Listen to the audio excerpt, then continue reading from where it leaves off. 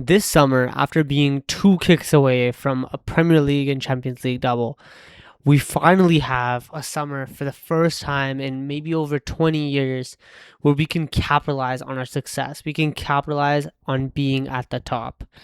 And so this video is about what we should do in the market this summer to inevitably try to retain that Premier League title.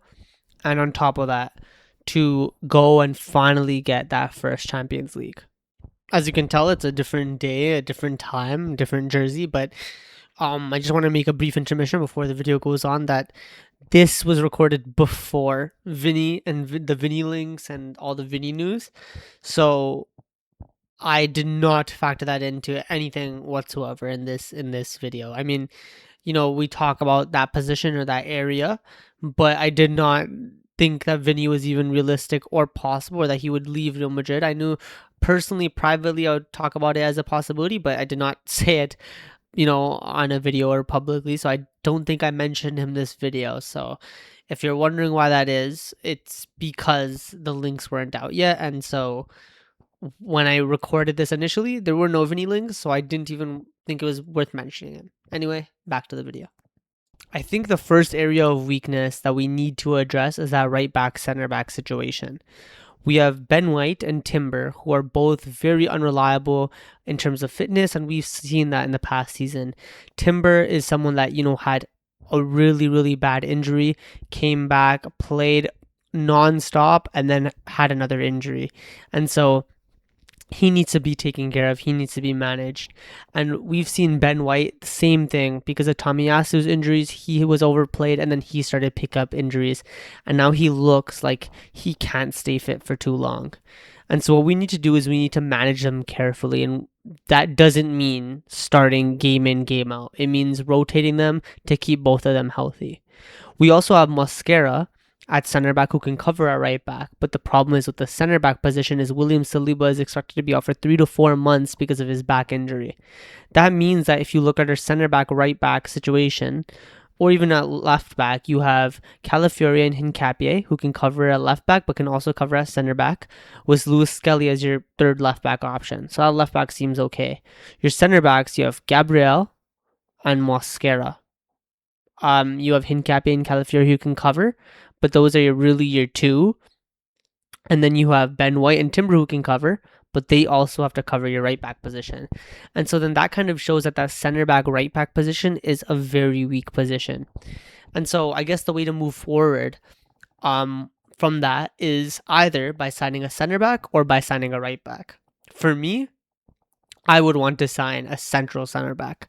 I think previously I was very big on signing Livramento and a right back, but given that Ben White and Timber have come back to preseason and what seems to be pretty fit, I think we're able to go through a season with those two being rotated in and out and being load managed and Mosquera covering when need be. But what I am scared about is having, Gabriel and Mosquera for 2 center back positions.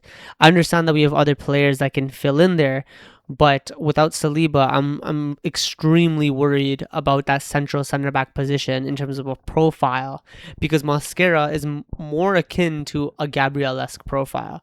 So for me, I would rather have Mosquera and Gabriel rotating or competing for one position, which Gabriel would inevitably start, and then sign another central center back position, or sign another center back who can fill in that central center back until Saliba is back. And then maybe afterwards can rotate with Saliba and play at right back. My ideal candidate for this target would definitely be Josh Achimpong from Chelsea. Looking at the player, he's top quality.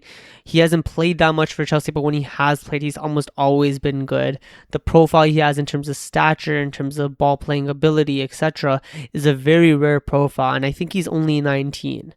So because Chelsea don't have Europe and they're signing defenders and keeping a lot of defenders as well, I think that's a player that we can definitely target and allure with the opportunity of getting more minutes than he would at Chelsea. And on top of that, I think when Saliba comes back, first off, I think he's a good rotation piece for Saliba. But on top of that, he can also get minutes at right back if we have right back instability. And so I feel like he has the opportunity to get loads of minutes with us. And this is a player that can develop into one of the best central center backs in the world. And since it's such a rare profile to have, let alone have with the right physical attributes to be able to play in the Premier League, I think this is a signing that we hopefully can and should make if possible. Obviously, if we're looking at a budget, I mean, you'd only really want to spend 30 to 40 million tops on this type of profile. So if Josh Archipong isn't available for that, then you have to look for alternatives. But I think even up to 50 million pounds, if we have the budget and the ability to do so, he would be my target for that position. I think the next position that we definitely have to address in this transfer window is that central midfield position. You look at the profiles we have now and the players we have now, and really we only have Mikel Moreno, Miles Lewis-Skelly, Declan Rice, and Zubamendi for those pivot roles. However, we know that Mikel Moreno can deputize for Rice, but is more of a 10, a second striker that plays off a striker. And so because of that, we really only have 3 players that are especially good in the pivot. And so given that, Lewis-Skelly and Zubamendi can rotate for a position, I feel like the big weakness we have is a Declan Rice cover / replacement / someone who can give us a different option while still covering some of what Declan Rice does when he isn't playing. And I think I have 2 preferred candidates for that role, or 3 preferred candidates for that role that all kind of do different things. The first one is Bruno Guimaraes. We have been linked with Bruno Guimaraes for a while now, and I think this is probably the strongest player we've been linked with in terms of this transfer window. He is a leader. He is the perfect age to help with our team for 3 to 4 years, and he has a variety of qualities that can help anyone he pivots with. When it comes to if he pivots with Declan Rice, he has the ball playing and final third impact that Declan Rice lacks in a specific way. With the passing, with the volume of chance creation that Bruno Guimaraes can bring to a team, that's something Declan Rice doesn't bring in the exact same way. And so those 2 would be an unstoppable partnership. But also, if you were to partner him with Lewis-Skelly or a Zubamendi, Bruno Guimaraes has the ability to eat up space, not as well as Tonali and not as well as Declan Rice, but well enough to replace Declan Rice and rotate with him and to manage him a little bit more. And so I think Bruno Guimaraes is definitely one of the top targets. And, if you're going to spend 80 million pounds on him, so be it. I think the other alternatives is obviously Buadi, who probably is more like for like to Declan Rice. He has the legs to eat up space. He has the defensive acumen. I just think the one problem is that he doesn't have the exact final third impact or the final box action to play in midfield in that pivot just yet. And so I think for him, if we were to sign him, it would be a combination of playing in that pivot as a replacement for Rice, while also playing at right back and kind of rotating between those 2 positions while he develops that final box impact. And if he never does, then I guess long term he could be a right back. But Buadi is definitely another option, but I think the one stumbling block with that is the fee. You're looking at 100 million euros, which I think goes down to like 85 million pounds, maybe let's just say 90 million pounds.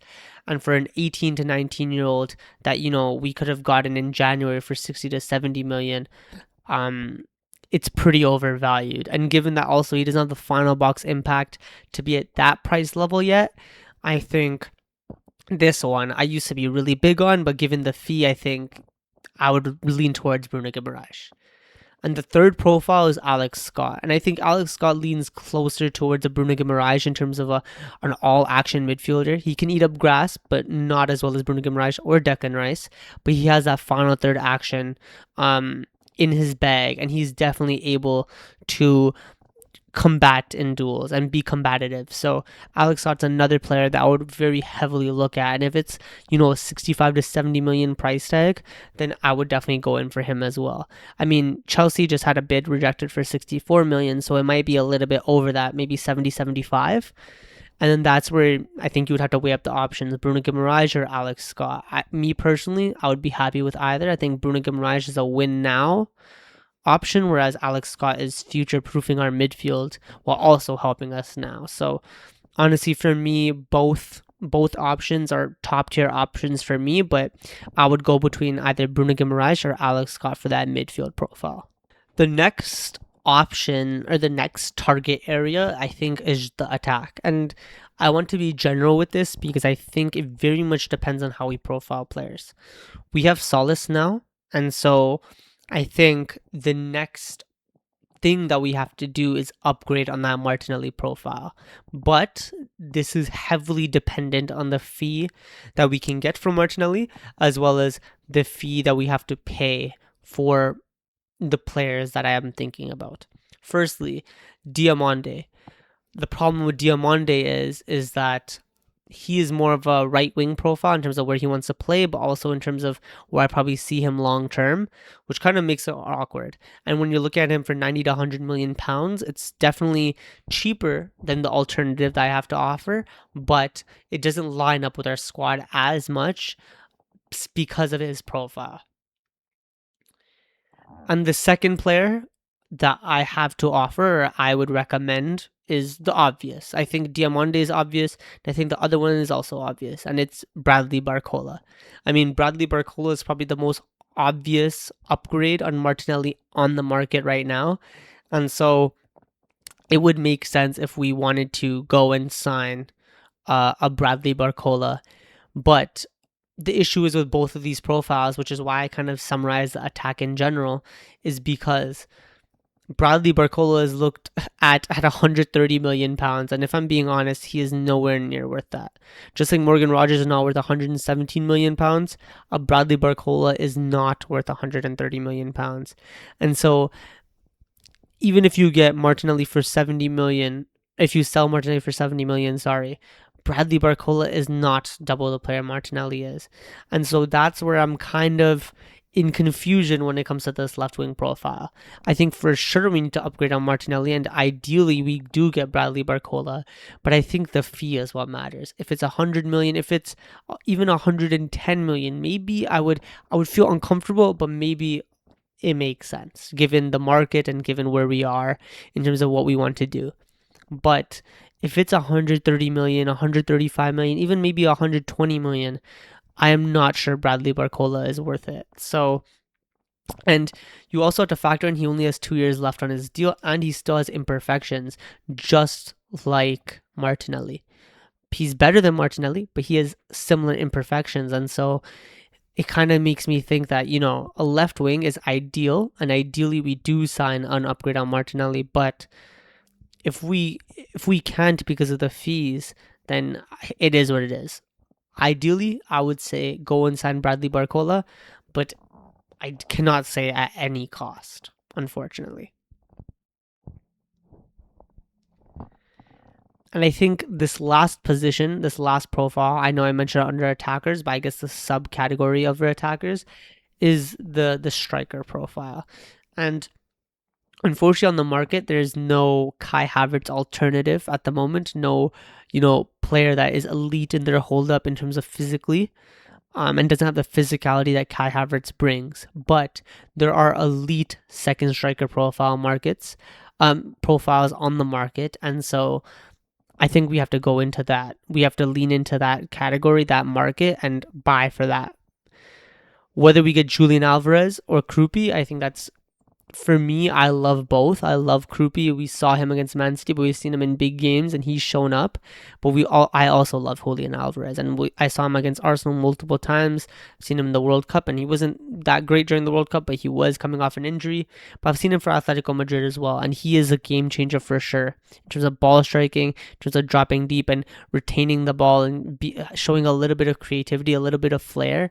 Julian Alvarez definitely has that, and so, for me, how I look at this striker position is if we are able to offload a Gyökeres and a Jesus, for example, then Julian Alvarez or Krupi for sure would make sense. But I think the problem with this attacker market in general, but also our attackers in general, is I think we definitely need to upgrade on one of Gyökeres or Martinelli, given the profiles on the market. But it all comes down to the fee. If we can do a swap deal with Atletico for Julian Alvarez, with them getting Gyökeres and money, that is perfect. That would be ideal because it would get a player off our books that they would want, and it would bring a player on our books that would be a much needed upgrade. And on top of that, we'd have to pay less. That would be ideal, and that would probably help us the most. If not, if we can offload Gyökeres, because I know he has a lot of people that want, a lot of clubs that still want him, and we can get a Krupi for, I think it's roughly 85 million pounds. I wouldn't mind that too much either. Obviously, the preferred candidate is Julian Alvarez with Gyökeres leaving, but like I said, I think there's so much complications with the attacker market and what we can do with our attackers right now, just down to the fact that the market is absurd. And would I have ideally wanted to sign a Morgan Rogers and keep a Martinelli earlier in the window when we could have got him for 80 to 100 million pounds? For sure, I would have. But unfortunately, that ship has sank. That ship has sailed, and so now we have Solis coming in as our Trossard replacement, and now we need to upgrade on our runner, if possible. But at the same time, I'm of the opinion that we can't just overpay, despite the need to upgrade on profiles.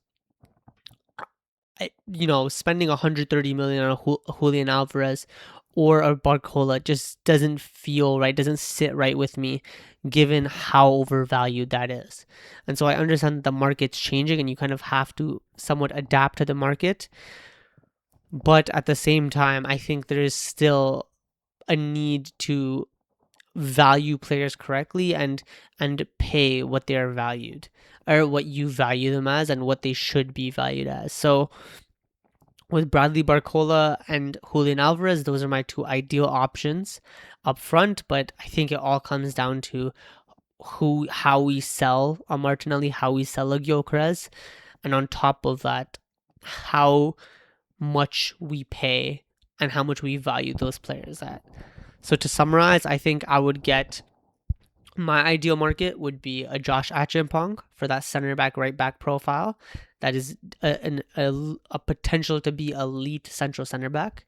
I would get probably a Bruno Guimaraes or Alex Scott. I'm okay with either for that midfield profile.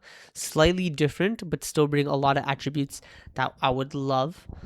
And then ideally Barcola and Alvarez, but I would understand if it's only Alvarez or if it's only Barcola. Ideally, out of those two, I would rather keep Martinelli and get rid of Gyökeres and get Julian Alvarez. So if I had to have 3 signings only, it would be, like, in addition to what we already have with Melia and Solis, it would be Josh Achimpong, Bruno Guimaraes, and Julian Alvarez. But ideally, we also sign Barcola.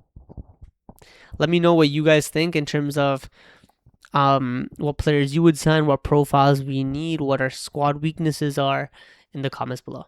Like, share, subscribe. Thank you. Take care.